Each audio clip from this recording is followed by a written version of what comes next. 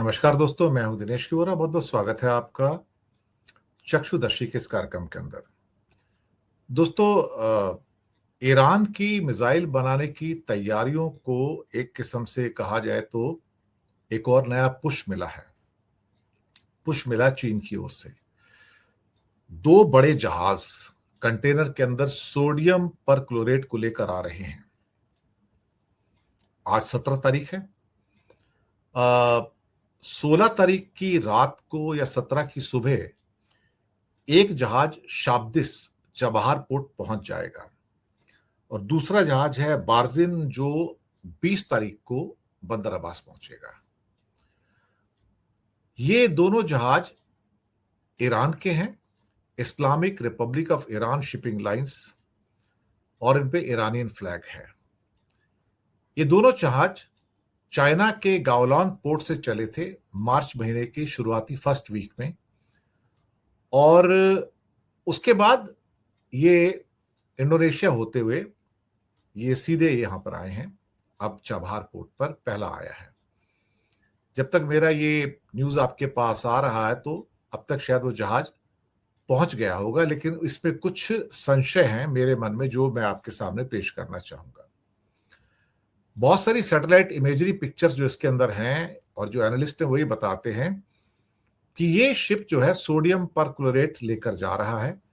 ये critical chemical precursor है जिसको कि मिसाइल्स का जो सॉलिड रॉकेट जो पार्ट होता है उसके अंदर जो फ्यूल डाला जाता है वो यही होता है, सोडियम परक्लोरेट होता है।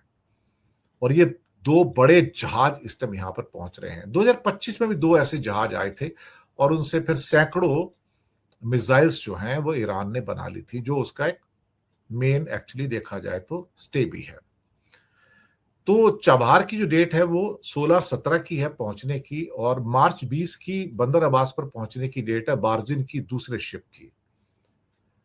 अब यहां से जो डेटा आ रहे हैं सारे के सारे वो बता रहे हैं कि ये तो ठीक है वहां पर पहुंच रहे हैं, लेकिन एक इसके अंदर जो कुछ लोग कह रहे हैं कि इन जहाजों को शायद हो सकता है कि अमेरिका सेंध लगा दे और इनको पहुंचने से पहले ही उसे या तो टो करके कहीं और ले जाए, या फिर ये भी कहा जा रहा है कि जब ये जहाज चबाहार पोर्ट पे लग जाएगा तब इसके ऊपर बमबारी की जाए, और चूंकि इसके अंदर वो मटेरियल एक्सप्लोजिव है तो उसकी वजह से पूरे बंदरगाह को आग लग जाएगी और उसके द्वारा अमेरिका अपना ऑब्जेक्टिव पूरा कर लेगा।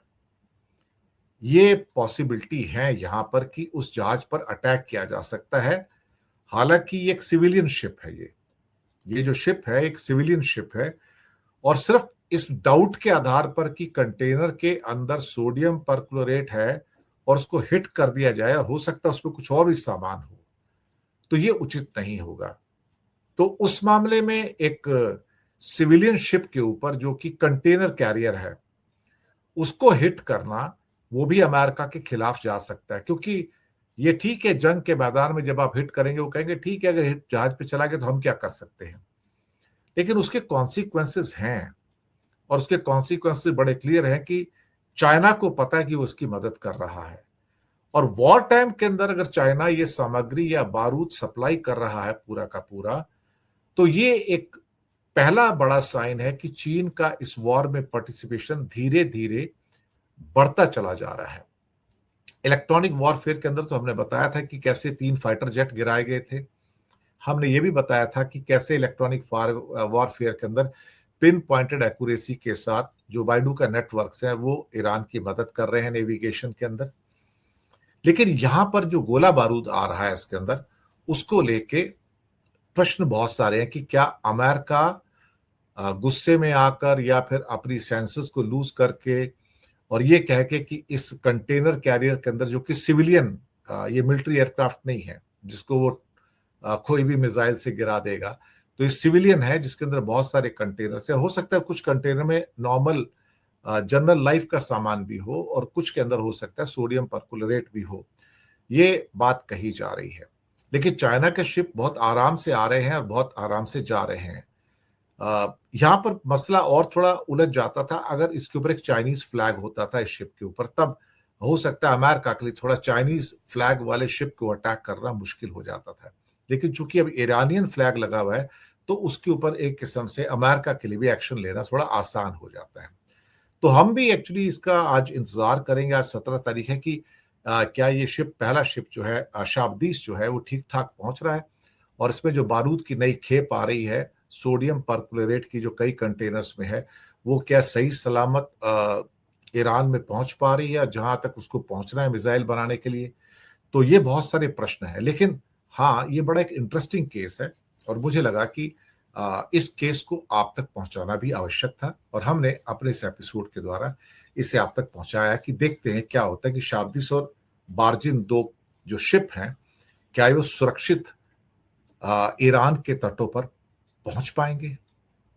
तो बहुत बहुत शुक्रिया आप सबका और चैनल को सब्सक्राइब जरूर कीजिएगा। धन्यवाद आप सबका।